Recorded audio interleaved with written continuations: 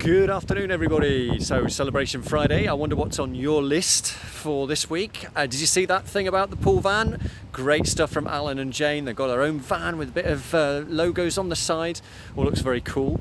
Another thing to celebrate, we've got our Christmas meal coming up on the 6th of December, and the trustees have agreed that that will all be paid for. You just have to pay for the drinks. The meals are going to be paid for as a thank you for all that you're doing.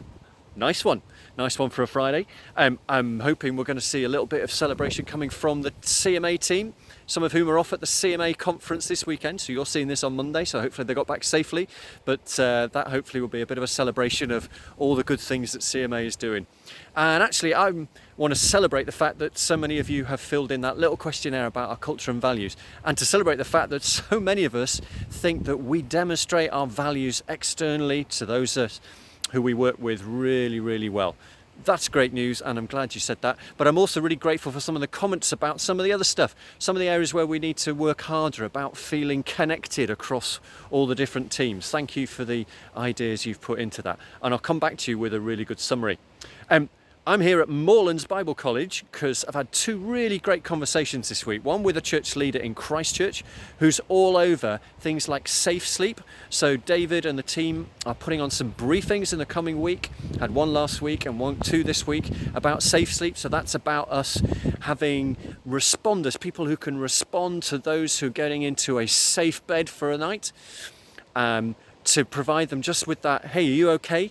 Is there everything, you've got everything you need? And then Connectors, 6-month sort of partnership between some volunteers from local churches, a bit like a friendship and support team for NHIA House.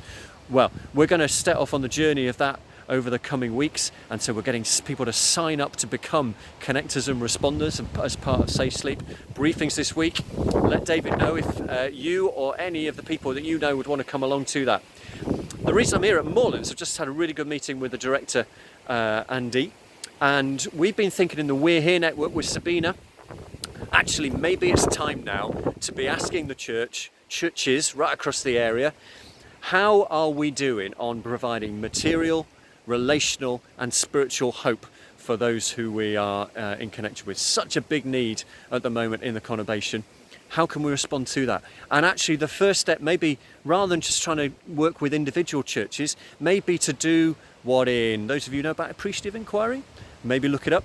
It starts with a discovery where there is life, discover what's good out there. And so we're going to run, we've got the idea of running a faith action survey to find out from people what the things they're doing, what the inputs they've got to that, the volunteers and the partnerships that they use, what kitchens are they using, but also what outcomes they see.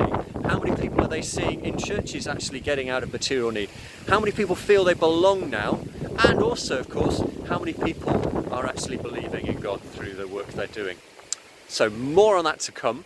But that's the reason I'm here at Moorlands. They're really keen to help us in this. Maybe do a little conversation as part of our 20th year next year with wider churches. Let's see if that comes off. In the meantime, don't forget this week, prayer is today, Monday. Well, it's not today, but it will be Monday. If you can make the team prayers at 9:15, that would be great. And just a little verse to go with you. Don't forget that thing that God has prepared good works in advance for us to do. So it's from Ephesians 2. We're his handiwork.